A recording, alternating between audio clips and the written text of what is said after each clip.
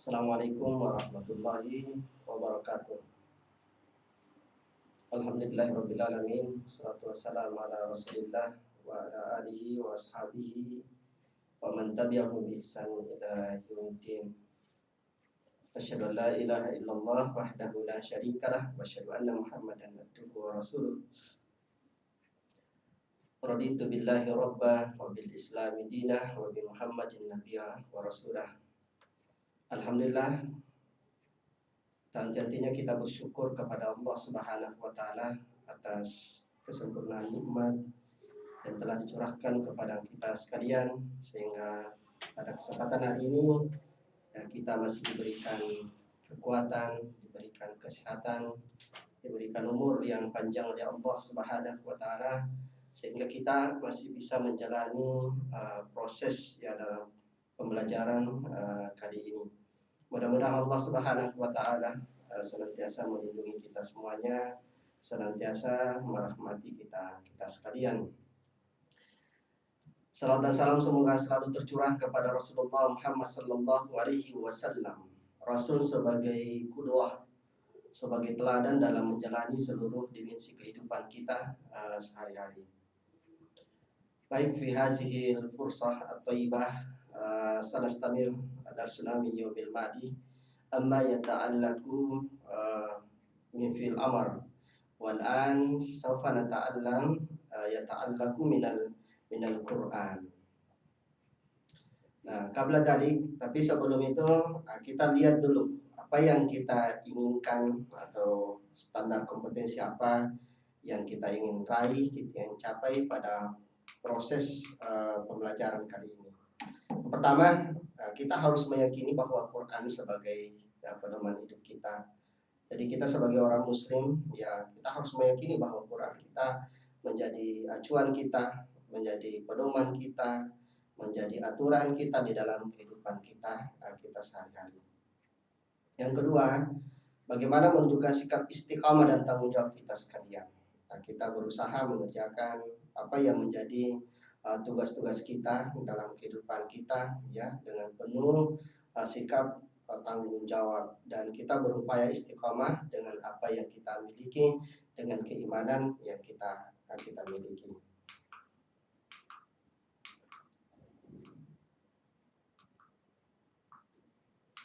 Selanjutnya, tentu kita sekalian di sini bagaimana kita memahami topik memahami wacana terkait dengan Al-Quran.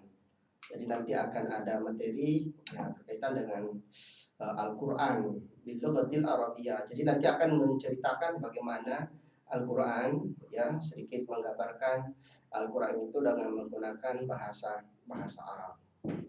Nah, tentu dalam proses pembelajaran apa yang kita ingin raih, kita ingin capai. Yang pertama, bagaimana kita membiasakan diri belajar bahasa Arab sebagai bahasa Quran. Jadi nata'awadu bita'limil lughatil arabiyyah, lughatul arabiyyah, lughatul arabiyyah, lughatul Quran. Jadi bahasa Arab itu adalah bahasa Al-Quran. Jadi bagaimana kita membiasakan dalam kehidupan kita sehari-hari. Terus yang kedua, menyenangi belajar Al-Quran dia. Jadi bahasanya belajar Al-Quran. Jadi nafrahu bita'limil lughatil arabiyyah Al-Quran. Jadi kita harus bagaimana senang belajar Al-Quran, membaca Quran, belajar bahasa Arab. Itu kita harus senang. Jadi sekalipun kita di rumah atau di sekolah atau di mana saja, kalau kita berbicara dalam konteks Al-Quran, bahasa Arab, kita harus bahagia, kita harus senang. Nah, selanjutnya yang ketiga ini adalah membuktikan sikap istiqamah. Tadi seperti yang saya katakan, bagaimana membuktikan sikap istiqamah dalam belajar dengan penuh, dengan kesungguhan. Jadi kita belajar harus sungguh-sungguh. Dalam pepatah Arab mengatakan man jadda wajada. Jadi siapa yang bersungguh-sungguh, maka dia akan berhasil. Siapa yang bersungguh-sungguh, maka dia akan menjadi orang yang sukses. Nah, tentu kita diharapkan dalam proses belajar bahasa Arab harus ada kesungguhan kita sekalian. Nah, di sini dalam proses belajar tentu ada yang ya kita ingin capai. Ya, ada proses di mana kita ingin wujudkan. Pertama di sini melalui metode true or false ini peserta didapat memasangkan mufradat dengan arti tentang Quran. Jadi nanti ada kosakata ya. Jadi sebelum kita masuk pada materi kita, jadi sebelum masuk pada wacana terkait dengan Al-Quran itu, nanti kita akan memahami dulu kosakatanya atau mufradatnya ya, supaya kita lebih mudah memahami satu cerita. Terus yang kedua, reading ya. Jadi kita nanti akan membaca wacana tentang Al-Quran. Jadi nanti setelah sebelum kita masuk pada wacana tadi, jadi ada mufradat itu kita harus pahami. Ya perlu kita ulang-ulangi sampai ya barangkali standar minimal kita mengulangi itu adalah 3 kali. Jadi kita mengulang-ulangi itu mufradat supaya betul kita bisa paham ya, ketika nanti masuk pada wacana itu kita akan lebih mudah mengerti. Nah, terus yang ketiga nanti kita akan mengidentifikasi fil amar dalam wacana. Jadi ya nanti kan yang lalu kita sudah mempelajari tentang fil amar. Jadi fil amar atau kata kerja perintah. Nah, tentu kita nanti mana nanti yang menunjukkan di dalam wacana itu yang berkaitan dengan kata kerja perintah. Misalnya izhab yang lalu, il'ab ya, izhab pergilah, il'ab bermainlah, ikra bacalah dan sebagainya ya. Terus mampu membaca dan menerjemahkan wacana dengan baik. Nah, nanti saya akan bacakan wacana ini. Nanti anak-anakku sekalian mudah-mudahan bisa mengulang-ulangi ya. Nanti akan membaca berulang-ulang itu wacana sehingga betul-betul bisa paham apa isi daripada wacana itu, atau biasa disebut mutalaah, atau dalam bahasa Arab biasa disebut dengan qiraah. Nah, sebelum masuk pada wacana itu kita mengambil sebuah ilustrasi dulu. Yang perlu kita ketahui bahwa semua pesawat terbang itu dilengkapi dengan sistem navigasi. Nah, navigation itu bahasa Latin. Itu artinya penunjuk arah. Jadi kalau berbicara pesawat itu sebenarnya semuanya ada navigasinya agar pesawat tidak tersesat dalam melakukan penerbangan. Ya, jadi ketika orang berbicara pesawat itu ya betul-betul harus sangat berhati-hati. Ya. Nah, maka salah satu yang sangat perlu diperhatikan itu adalah navigasinya. Jika seorang pilot selalu teliti dan cermat dalam pengecekan alat navigasi, maka akan berhasil dalam misinya atau mengantarkan seluruh penumpang sampai kepada tujuan dengan selamat. Jadi kalau seorang pilot itu dia betul-betul selalu mengontrol, selalu memperhatikan ya pesawat, termasuk diantaranya navigasi, maka dia akan membawa penumpangnya itu sampai kepada tujuan. Jadi sampai ya pada apa istilahnya, tempat yang dituju ya, atau biasa disebut selamat sampai tujuan. Nah, ini satu yang perlu kita maksudnya suatu hal yang perlu diperhatikan dalam dunia penerbangan ya, itu yang disebut dengan navigasi. Bagaimana kalau dia tidak teliti ya? Ya, tetapi jika seorang pilot kurang teliti sedikit saja ya dalam pengecekannya, maka pesawat akan berputar-putar di udara, bahkan sampai berjam-jam tanpa arah yang jelas dan bisa berujung pada kecelakaan penerbangan. Jadi kalau misalnya dia tidak perhatikan dengan baik, ya maka ini bisa akan berpengaruh ya dalam penerbangan ya. Jadi itu biasa dikatakan kenapa terjadi kecelakaan ya, ini biasanya mungkin ada suatu sistem atau ada satu alat yang ada kerusakan dan sebagainya. Ya, ini bisa berakibat fatal di dalam penerbangan, atau berakibat fatal di dalam satu apa istilahnya tadi akan berujung pada kecelakaan. Nah, selanjutnya bagaimana dengan manusia? Nah, begitu pula ya dengan manusia dalam kehidupannya di dunia ini. Ya, tentu juga mempunyai sistem navigasi yang akan menuntunnya kepada kehidupan akhiratnya dengan selamat dan sejahtera serta berhasil ya masuk surga. Ya.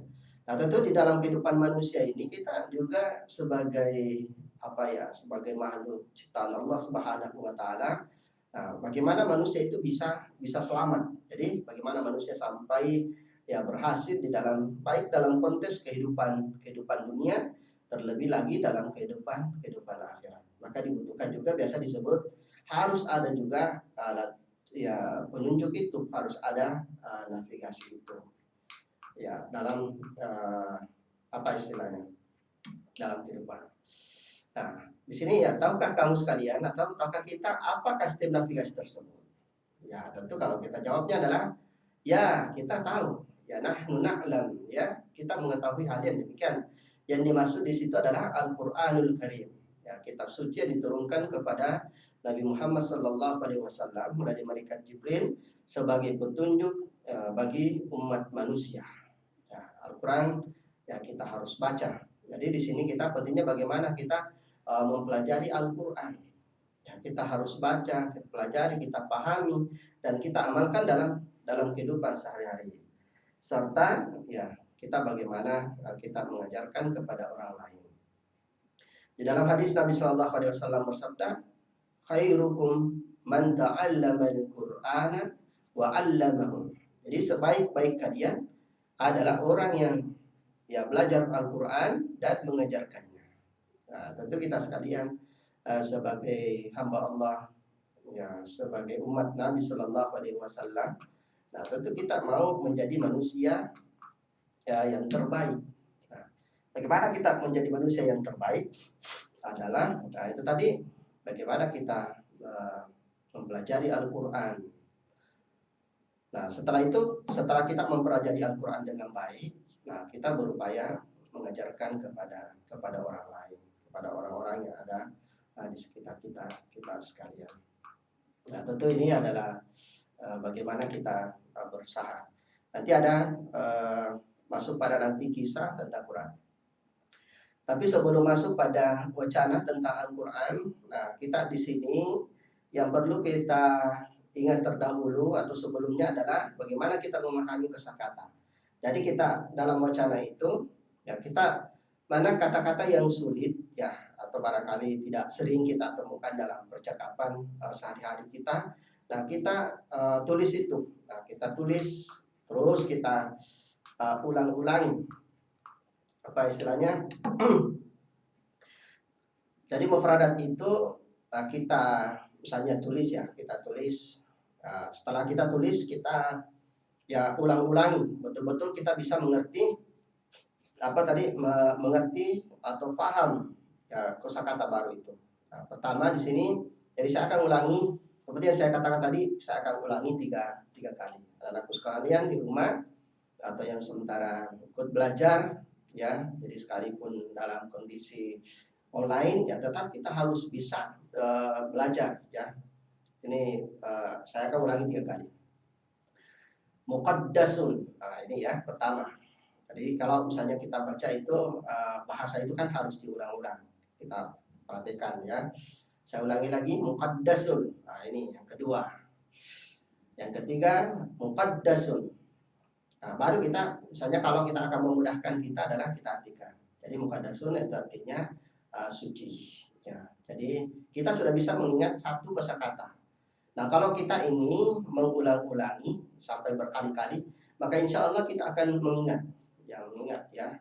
Jadi saya ulangi tadi bahwa standar minimal kita mengulanginya itu 3 kali. Jadi bisa sampai kita berpuluh-puluh kalau kita betul-betul belum mengingat ya kosakata itu. Muqaddasun ya, muqaddasun tadi adalah artinya suci. Itu yang pertama. Nah, yang kedua dalilun. Nah, dalilun. Nah, saya akan ulangi 3 kali. Dalilun. Nah, adik-adikku atau anak sekalian, nah boleh kita ini sambil kita mengulang-ulang itu sambil kita menulis, ya menulis. Kalau pengalaman saya dulu itu ya kalau bahasa Arab itu saya tulis kadang di pintu lemari. Ya, atau kadang-kadang juga saya tulis dalam satu catatan yang panjang. Jadi setiap saya hafal saya ya masukkan ke dalam lemari. Jadi tiga per hari. Nah, jadi ini untuk memudahkan kita di dalam bahasa Arab itu. Nah, labud ya harus kita nafas al-mufradat. Jadi kita harus menghafal mufradatnya. ya qabla dukhul ilal kisah.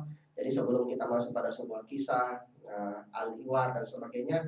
Nah, kita ini kata-kata yang memang agak sulit kita pahami itu kita ulang-ulang. Jadi saja tadi dalilun. Kalau dalam bahasa Quran hudan ya sama dengan petunjuk.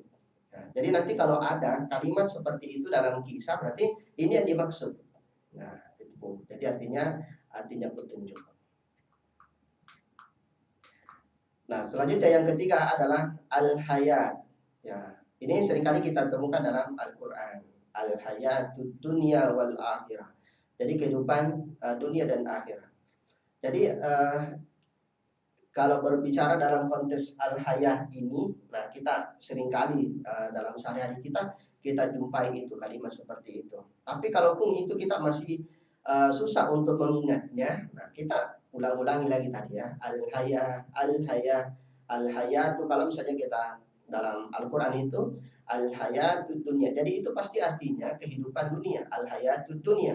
Kalau dilanjutnya al-hayatul akhirah, kehidupan akhirat. Jadi bahasa Arab itu kalau memang kita ingin mau mudah, nah itu labud ta'awad ya. Tadi kita membiasakan al-mumarasah. Jadi memang harus membiasakan diri mengulang-ulang.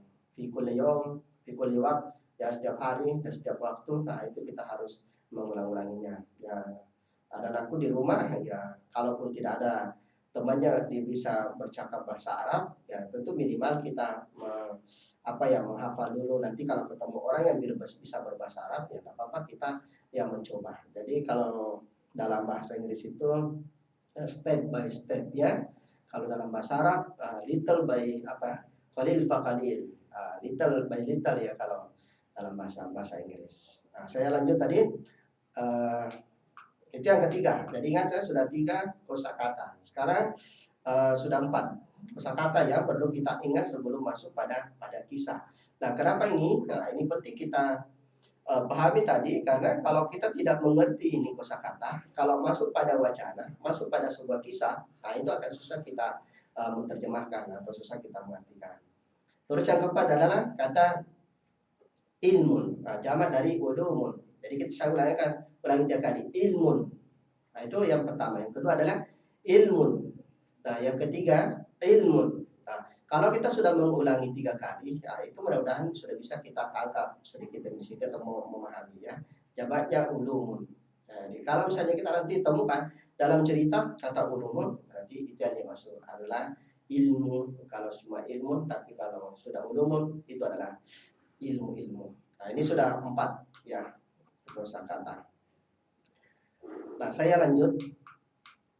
Berikutnya ini masih dalam lanjutan. Yang kelima adalah at-tarikh ya. Nah, ini juga sering kita dalam sehari-hari kita, misalnya pembelajaran tarikh, nah itu sama saja sebenarnya ya secara. Jadi kita kalimat-kalimat seperti ini ya kita sering jumpai, ya mudah-mudahan lebih memudahkan kita untuk memahami bahasa Arab ya. Jadi saya tidak ulangi sampai berkali-kali, yang barangkali memang sudah sering kita temukan bahasanya dalam kehidupan sehari-hari. Yang keenam adalah at-tarbiyah ya, tarbiyah ya, pendidikan. Nah, ini kalau misalnya berbicara tarbiyah, pendidikan, ya, pokoknya kalau dalam universitas itu adalah fakultas tarbiyah, itu artinya dalam bentuk bahasa Arab. Tapi itu artinya pendidikan ya, tarbiyatul aulad ya, pendidikan anak-anak dan sebagainya. Terus yang ketiga adalah teknologi. Ini juga teknologia. Nah, jadi kalau berbicara teknologi hampir sama sebenarnya bahasa Arabnya, teknologia atau ya sehari-hari diartikan adalah teknologi. Terus yang kedelapan adalah an-najah.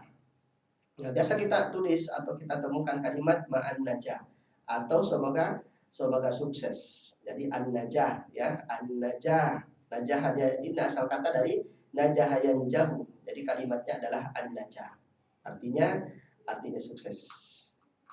Baik, nah ini tadi sudah 8 ya kosakata. Kalau kita ulang-ulangi, mudah-mudahan ini akan memudahkan kita dalam bahasa Arab. Nah, ini Masih ada berapa tambahan ya? Tadi 8, ke-9 ini adalah arada yuridu. Jadi kalau dalam kalimat itu man arada dunia ya fa alaihi bil ilmi wa man arada al akhirah fa alaihi bil ilmi wa man aradahuma fa alaihi bil ilmi. Ini perkataan Imam Syafi'i. Jadi ini asal kata arada yuridu yang kita kembangkan atau misalnya bentuk kalimat ya. Ya arada yuridu artinya mau ingin. Ana uridu an akula. Ya saya mau makan misalnya akula rusa, nasi, uridu an akula at-ta'am, saya mau makan makanan, uridu an asyraba al-qahwah, saya mau minum kopi, uridu an asyraba asy saya mau minum teh. Jadi ini bisa dikembangkan. Jadi kita mengambil contoh-contoh dalam kehidupan sehari-hari kita. Yang asal kata itu adalah arada yuridu. Nah, nanti kalau dalam kalimat nanti ya man arada najah, siapa yang mau sukses ya. Nah, dan seterusnya itu ya. Terus selanjutnya 10 kullayomin. Ya, kullayomin. Kullayomin artinya setiap hari. Kullayomin ana azhabu ilal madrasah. Saya setiap hari saya pergi sekolah misalnya ya. Kullayomin ana akul. Setiap hari saya makan. Dan seterusnya. Nah, ini kita lebih mudah mengingat kullayom, kullayom, kullayom. Jadi kita harus mengulang-ulangi tadi. Kita tinggal sambung kalimat apa yang di belakang, apa yang kita lakukan. Itu yang ke 10. Terus sekarang adalah 11. Afham. Afham. Ini asal kata dari fahima yafham afham. Atau kalau ada bentuk perintah, ini seperti yang lalu ifham. Ya ini ya. Kalau dia bentuk apa istilahnya amarnya ifham pahamira. Ini adalah bentuk perintah. Oke, ke-12 ini syafi'an. Penolongnya, dan yang terakhir kata yaumu sendiri ya sudah ada yang berulang. Artinya ini lebih memudahkan kita sekalian. Nah, sekarang kita masuk pada isi ya, wacana. Nah, ini seperti tadi kalimat-kalimat atau mufradat yang kita sudah pelajari tadi kita harus ingat untuk menerjemahkan, memudahkan menerjemahkan dalam sebuah wacana. Nahnul muslimun. Nah, ini setiap kalimat-kalimat ini sudah sering kita jumpai. Nahnu, kami ya, nahnul muslimun. Kami adalah orang muslim. Ya, nahnul muslimun. Kami adalah orang muslim. Lana kitabun muqaddasun. Ya, kita punya kitab yang suci. Tadi muqaddasun sudah ada dalam kosakata. Ya, jadi lana kitabun muqaddasun. Ya, kita apa ya? Kita sudah mudah memahami itu dengan kalimat atau mufradat yang sudah kita hafal sebelumnya. Kalau kata kitab, ini sudah seringkali kita apa? Sudah seringkali kita temui dalam bahasa sehari-hari kata kitabun. Ya, kitabun. Nah, cuma tadi muqaddasun itu yang agak sulit. Jadi nahnul muslimun lana kitabun muqaddas. Kita adalah orang muslim dan kita punya kitab yang suci. Kitabun al-muqaddas wal Qur'anul Karim. Nah, kitab kita yang suci itu adalah wal Qur'anul Karim. Jadi kita yang suci itu adalah huwal Qur'an. Nah, itu adalah Al-Qur'anul Karim, Al-Qur'an yang mulia. Wal Qur'anu kitabullah, dan Al-Qur'an adalah kitab Allah Subhanahu wa taala.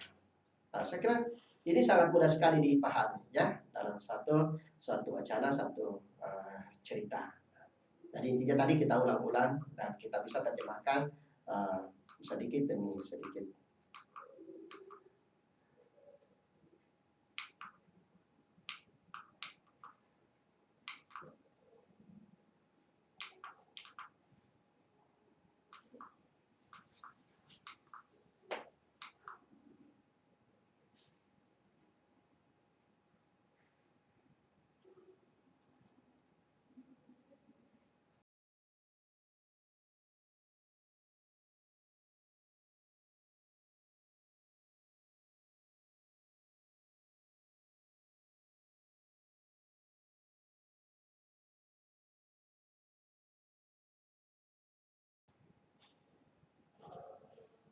Di atas ini.